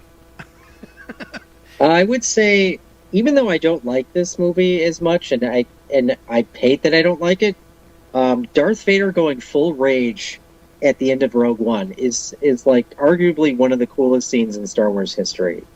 It's just so fucking badass, dude. That's a reshoot. Sure is. Isn't that nuts? It is. The original cut of that movie didn't have that scene. Is crazy. It's so fucking awesome. It's more blackened. Yes. You can pour some Coke in there if you need to. I don't care. I know what you got going on over there. For I'm you, fine do without you it. want Coke? I mean, I if you're like fine with whiskey and Coke. I'm not a snob. all right, I'll tell you Despite what. the comments. I'll tell you what my number. What were we on? 7? Kyle, that was your 7. That was 7, yeah. All right, my number 7 is just simply seeing a Star Wars movie now makes me feel like a kid. These movies are events. Kyle, I already talked to him about it. He's going to be out here for The Mandalorian and Grogu. The 3 of us are going to see it together. Oh no shit! For yeah, real? yeah, Hell yeah. I'll be yeah. there. He's going to make sure he's here. We're going to record immediately We when got to do an it's out over. of theater reaction. We need to yes, as we yes. leave have mics ready to go. Yeah, yes. We're going to make that a big thing. 100%. Yeah. Yeah. So, but that kind of shit, because it's such an event. Star Wars. I feel like Star Wars is one of the only ones who can do it. Like I don't feel like I don't feel like that way with Superman. I feel like I'm going into Superman like an adult. I'm going to see it as adult, and leave it as adult. Star Wars is just a little bit different. Yeah. So seeing a Star Wars movie is my number 7. Brad, what's your 7? I just want to point out that I always said that The Mandalorian would end with a theatrical movie. He did. I said Go that back and years look. ago. He did. I've said it. This is what they should do. It would be a smart way to get Disney Plus. And yeah. Anyway, my number 7 is from The Force Awakens. The title crawl. The first time I saw that title crawl come across the screen at The Force Awakens, I was so excited. There was I don't know if you remember this. I think it was Jimmy Kimmel had on some people from The Force Awakens, or maybe it was J.J. Abrams actually, and he was like, "What's the first word of the title crawl?" Do you remember this? No. And it was the. You don't remember this, dude? No. I was so balls deep into anything relating to this movie. I remember the hype to The Force Awakens needs to be studied in marketing. It's one of the greatest marketing campaigns of all time. I mean, it's insane. You've felt the vibe 100%. with The Force Awakens, no matter I remember where talking you to were. people who were like casuals, are like, "What do you think's going to happen? What's going to happen with The Force Awakens? Like, what's going to happen? What is Luke going to be there?" Like, it was crazy. I thought Luke was Kylo Ren at first. I did too. There was like this thought in my head, like, man, that's shit, Luke that's for some Luke. reason. Yeah, I remember. Yeah, I don't know why I that was thought going around yeah. for a while. And my biggest fail prediction of all time. I think when I was we've talked about this before. I remember there's a shot in the Force Awakens trailer where Rey is standing over somebody crying, and I was like, "Oh, it's Chewie," because you can see a tuft of fur, and it ended up being Finn, and because it was cold. He had it was Finn, right? And it was like the fur from his hood on his jacket. Oh, like the scene on Elam. Yeah. Okay. And I remember being like, "Oh, Chewie's dead, 100%." Like they killed Chewbacca off, which the worst prediction I've ever made. But just, I will never love an era of Star Wars more than I love the build up to The Force Awakens. It started this podcast. It got me just so involved in the community, and I will forever have that love for that movie, because that movie could have been a steaming pile of shit. Like you said, I would listen to James Hetfield's shit into a microphone for 20 minutes. Sure would. That's how I felt about this movie. I was just so involved. I just was so there for it. Did you see your 7 yet? Because I'm trying to move us along. All right. Did you That see was your it. 7? That was the title crawl for Force the title Awakens. call. I'm sorry. Yeah. Yeah. Thank you. Brett, Kyle, what's your number 6? What's happening? Black and We're falling apart. Black and whiskey's happening. Kyle, what's your 6? I'd say Yoda versus Dooku. Like that Good fight was. That's a good one. It's like you don't ever see like Yoda like really get into battle in the original trilogy, and this is like the first time you see him step up and just show what he can do, and it's just such a badass scene. Good call, man. That's a good one. What you It's got, true Tom? because think of like OG trilogy fans who saw that as a kid, 9, 10, 11 years old, right? And then Yoda, you finally got to see Yoda in Attack of the Clones. Yeah. Fucking murking wield a people. lightsaber. Yeah, Oh, that wild. had to be so cool for them. I remember being like, what? Yeah. It's wild. What's yours? I have a similar one. What's yours? My numbers, we're on 6, right? 10, 9, 8, 7, 6. God, I talked about how important music is, and we dedicate this episode to Ozzy Osbourne. The moment, anytime Duel of the Fates hits, goosebumps, hair raising on my arms. It makes me just feel connected, like I'm discovering music all over again. So, and it makes me feel like a kid because discovering music as a young one. So, Duel of the Fates. We're going to get monetized. Bagel fun. What's your number 6? My number 6 is Luke fighting the Rancor. Oh, yeah. Because that was the Black Series that I really wanted. No, Nobody wanted it. It feels like you're playing with your action figures. It does. And I had those figures before I saw that movie, so like I'm a little cool. weird with that. Like I had those before that, so like for me, it always kind of like reminded me of playing with toys as a kid. Betsy says she's coming down for the movie too. It's her Metallica birthday, and she's celebrating. Ooh, that's gonna be fun. We should all go see this together. I agree. It should be a big thing. I think dude. Mary Oh was my alluding God, to that. Let's go. Mary said Jedi Talk night at Mandalorian and Grogu. Let's do it. I'm down. Okay, here's the thing. Do we rent out a theater?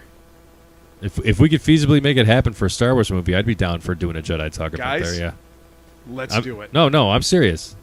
Yeah, let's do Let's it. Yeah. absolutely do it and Yeah. have a Jedi Talk screening of the Mando and Grogu. If Let's we can, fucking go. If we can, sure. Yeah. With the power of Jedi Talk, we can. If you're thinking it's at Disney Springs, we might have to do it somewhere else. Not at Disney Springs. Anywhere else. I'm kidding. They would let us do it because we have Of course they money. would. Come on up, buddy. Come on up, Winston. Come on, buddy. Come on. He's thinking. Come on. Come Let's on, go. buddy. Let's go. Come on. There All right. you go. Where we at? Big guy. Kyle, number 5. Number 5, I would put Anakin versus Obi-Wan in Revenge of the Sith, and it's again an iconic scene, and I just feel like you go back and watch these, and they just have so much more weight that's added to it, especially when you've seen how the story has progressed. And real emotional scene, real just amazing, badass scene. Yeah, I mean, how many of those exist in Star Wars? I was petting Winston. I didn't hear what he said.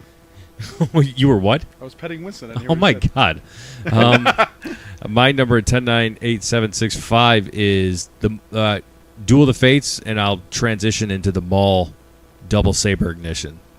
I mean, how fucking cool is that moment? I mean, no matter what, you just look at that. It's like how cool is it? Just a little kid just seeing like you're used to like the lightsaber. Crossover. I'm just saying crossover. Well, of course, yeah. The Maul double saber ignition, like just, and it sucks.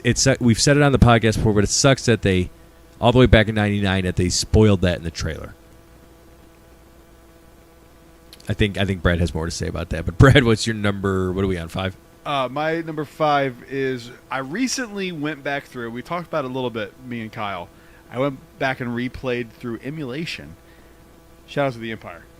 Talk about feeling like a kid again. Oh fuck yeah! It was so fun to sit there and play that game through all the way, and remember how difficult some of it was. But that one for me is like, it's one of my favorite Star Wars things of all time. It's so fun. It's just such a fun game. If it's got that N64 jank that makes it like charming in a way, but you should definitely play it if you never have. It's a really fun story.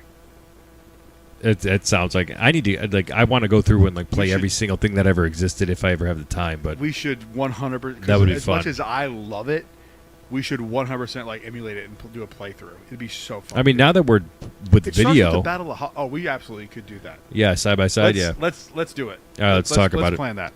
I just want to mention that the comments, as soon as Winston jumped into frame here, Kyle, you are no longer the third host. Winston has replaced you, according to the comments. You are now the fourth host. I'm serious. The comment said this. This isn't me. It sounds like something I'd say, but I'll accept that. Winston is awesome. I love Winston. Winston's the shit. I love this guy. Winston's a bomb. My buddy. He's a little. He's a good bully. He needed to go out so bad earlier today, and he ran out, and the sprinklers went on it right away. His little feet. Poor guy. They look so cute. His little paws. They're so cute. All right, where are we at? Who just went, Kyle? Yeah, I think you're up. Yep. My number 4. This is an interesting one because the episode itself gets a lot of shit, but like upon hearing Palpatine's laugh, because this is how I learned he was returning for episode 9 was through the trailer. Just hearing, because I didn't see the Fortnite thing. Who did? I'm 39. I wasn't playing Fortnite at the time. No, it was a shock to me. I was at Celebration when it happened. Yeah, well, I wasn't. Me and Alex were. I think that was when I was. Yeah, me and Alex were at Celebration. I was in San Diego whenever they dropped the trailer, and I watched it at my sister-in-law's place. And I just remember hearing the laugh, and I was like, "Whoa!" And I felt all kind of ways about it. And I was like, "Damn, that's crazy." I have a the execution video sucked, showing but the crowd reaction at Celebration on the floor at the drop. It was a fucking wild moment. There was a guy next to me. Anytime someone talks about this, I remember a guy standing next to me, and he goes, "Oh no, oh fucking no," and he started bawling his eyes out. Really? Oh. And I remember his. Wow. If I saw him walking through the street, I'd go, "That's you." He's ingrained in my brain. I wish I could like project my thought.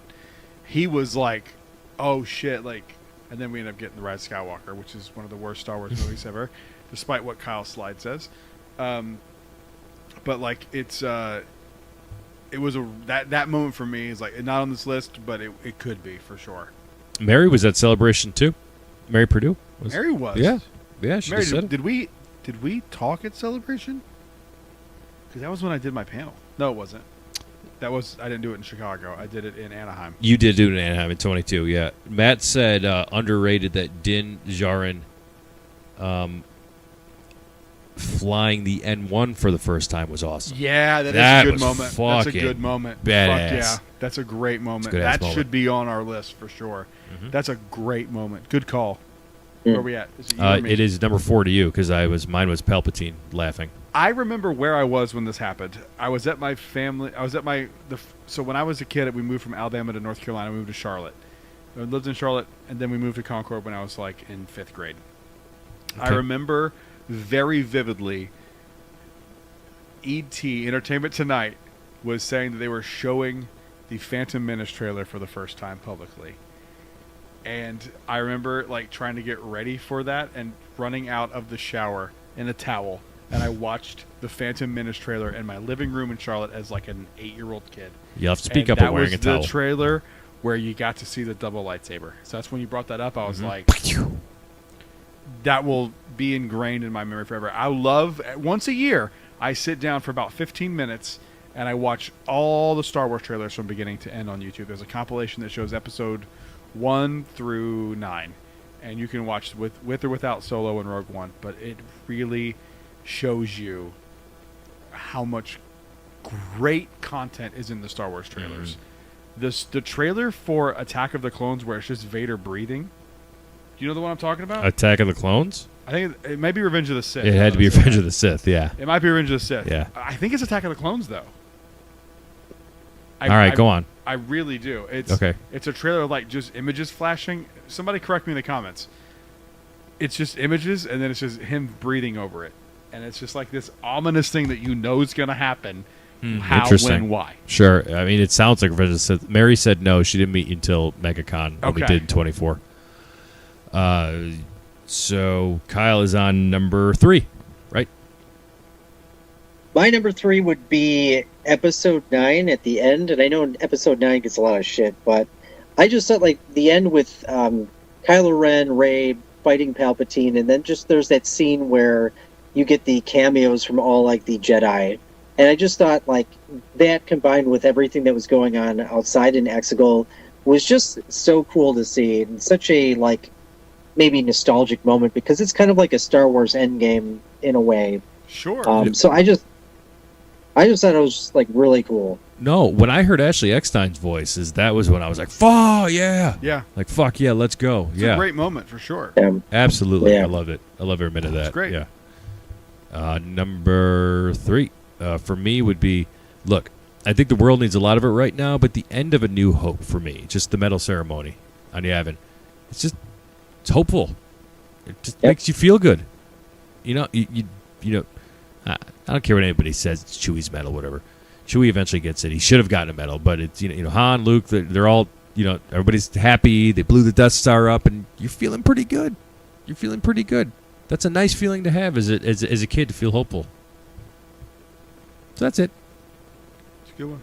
What's your number 3? Mine is the mall fight between Obi-Wan Kenobi and Qui-Gon Jinn for obvious reasons. Anytime I watched that, I remember being transported back to that theater in '99 and just being like, "What the fuck?" A double lightsaber. How is that possible? Like, what the fuck? That is one of the greatest things that George Lucas has ever created. Like, in all seriousness, Agreed. a dual I would lightsaber agree. is so fucking badass. It is and cool. That fight scene is just awesome. So that's what I just always get transported to that theater in Fairhope, Alabama, where me and my dad saw that movie, and it makes me happy every time I see it. Darth Maul, indeed. Darth Maul. Kyle, what's your number 2? I thought we were on number 3. So I got 3 more. All right, give us your number 3 then. What did we fuck up with? No, you fucked Okay. up. We didn't fuck up. That was my number 3. I delete him as I go. It's all good. You can have a extra number 3, 3.5. Okay. So I'll give my 3 and then 2. There you go. 3 was the Obi-Wan and Qui-Gon Jinn fight with Darth Maul. Best Perfect. lightsaber Look at scene that. of all time. It's like you stand up out of your chair and you're like yelling at the screen. It's just so fucking awesome. And every time you see it, you're like, please let it be a different outcome. Like, you don't want it to be the same outcome. You're like, oh, no, fuck. Oh, he died again. Yeah. Number 2, I would say Rise of the Resistance, going on it for the first time. Tom and I were there, and we wrote it for the first time. And remember, we got in, and we got pretty far in the queue, and it broke down, and we were waiting, and we got the news about Mando Season 2. And I just remember going on this ride, I just remember, like, it was like an experience I've never had in such a long time. It was so cool. You really feel like you're a part of the Star Wars universe, and I can't even explain how I felt because it was just so amazing. Really made me feel like a kid again. It's one of my favorite things I've done as an adult. We had so much fun the day that opened. Me, Kevin, Dallin, Yeah. Evan. Mhm. Oh my god. Go watch that video. We had so much fun. Kyle and I watched the Mandalorian Season 2 trailer in the queue for You Rise of the texted Resistance. me about this. I I remember did, this. because you were outside. You were on about to. I was there. I was there the same day. That's the first time I met Kyle. It was the first day you met Kyle. Yeah, that was the same day. I met you. Yeah, I remember that. We You, met at like, like walked by Hollywood and Boulevard or shook something. my right in front of hand. the No, it was by the Muppets. Yep. Over there, Yep. which doesn't exist anymore. Rest in peace, which is going to be improved. Sorry, Evan. Damn. My number 2 was, speaking of The Mandalorian, it's The Mandalorian. When The Mandalorian came out, at the height of Disney Plus, and then especially Season 2 in the pandemic, The Mandalorian made me, it made appointment television again. So, like, watching The Mandalorian made me feel like a kid again, because Crossover, dude. it made me feel like I was running home or waking up early to watch Beast Wars again on Saturday morning. Dude, back in the day as I was a kid. heavy. It's like it's like, oh, Mandalorian comes out, gotta watch it, or like gotta finish work quick to get it done. It was So, one of those things, you refresh it at 9:01 or whatever the fuck it was. yeah. I was doing 3 a.m. reviews, remember, of Mando? You were. I got up every Tuesday, whatever the fuck it was, and I did I would listen on the 3 a.m. elliptical when review. I get up at And 5 a.m. I would do non-spoiler and then spoiler. And those were so fun, and I don't feel like that exists anymore with Star Wars. Jedi Talk. With Star Wars television. They just, I Too much. think TV's burnt out. You got to get back to movies and one or Gotta. two shows. So You gotta get back to movies. yeah, rest in peace to Miss Piggy's Fountain. So that was your crossover. Was that your number 2? I got my crossover for number 1 is a little more specific, but Okay. yeah, my crossover number 2 is the pod racing scenes on Tatooine. Oh yeah. And to a greater extent, the pod racing video game. The one for N64, PlayStation 1, is one of my favorite memories growing up. When they remastered that a few years ago for the Switch, it was so great. I finally beat it on the Switch 1. Oh nice. Congrats. I could never beat that last race, but on the Switch I was able to beat it. And anytime I see anything pod racing, I'm transported right back to being a 10-year-old. And again, it's been a rough week, and if I get too hung up on these emotions, I'm going to start crying. So, Kyle, what's your number one? I feel like we might all have number one the same. I'll be curious to hear what you say, but I'd be remiss. Wild. It's not. Okay. Well, I'd be remiss if I didn't mention this scene. Mandalorian, Luke Skywalker. That's my number one, dude. It's my number one. Brad just stood up. It's my number one. I believe you. It's the number one I believe scene. you. Because, it's not my number one. It is. I mean, so I felt like my number one. I can't even express it. Yeah, I felt like I was watching this show, and I was a fan of the show, and I was watching this last episode so casually, and like they're pinned down by the Dark Troopers, and then you see this X-wing fly by, and I'm like, I wonder who that is. And then I thought about it, like maybe that's Luke Skywalker, and I'm like, nah, they wouldn't put do that. Luke Skywalker. They wouldn't but do as that. soon as the single X-wing flew by, I knew who from it the was. second it flew by, I was Yeah. like, that's R2. I could see the head. You knew who it was. I knew who it was, and I was But, like, no way they're fucking doing this. I didn't know who it was until the last minute. I'm just like, who is this fucking up everybody? All these Dark Troopers, and then they lift the hood. I'm like, oh my! You didn't know till the Really? hood? You didn't know till the hood? You didn't know by the green hand? lightsaber. The glove? The green lightsaber, yeah. Oh, dude. You know what? I was he still got getting out- back into Star Wars. I had no idea. Like, That's fair. You know, That's fair. I think that's fair. That's fair. But from my perspective, when it showed the glove, because when the X-wing flew by, I was like, I think I saw R2, and I was like, that's not what that was, because you had seen like a little bit of the High Republic. It had the X-wings, so your guard was a little bit down, but then you see the glove, and you're like, no fucking way they're doing this. I remember being on my knees in front of my TV going, it's Luke Skywalker! And Evan was there. He can attest to this. I freaked out. I could not believe that they had pulled out that level of stop in the second season of that show. It is my number one Star Wars moment of all time. There's nothing that could top it because it can't be topped. You brought him out. You had him be the most gangster motherfucker of all time. He got to mirror his father's hallway scene in Rogue One, but for the good side. He got to take Grogu. It's the greatest moment in Star Wars history, and it transports me right back to the pandemic. I was wearing a mask when I watched that season. No, I wasn't. it's the scene that made grown men cry. I legit cried, dude. It was wild how It's worthy. fucking It's worthy. perfect that was. It was executed. Yep. The fact that didn't leak is crazy. There's no way that wouldn't leak. Yeah, I know. It's wild. insane. It's wild that they didn't leak, pulled that off. It's so but- crazy. Hats It's off to Jon insane. Favreau and the whole team to figure that out. Shout Captain out Kennedy to involved. him. It was you did the greatest moment in Star Wars of all time.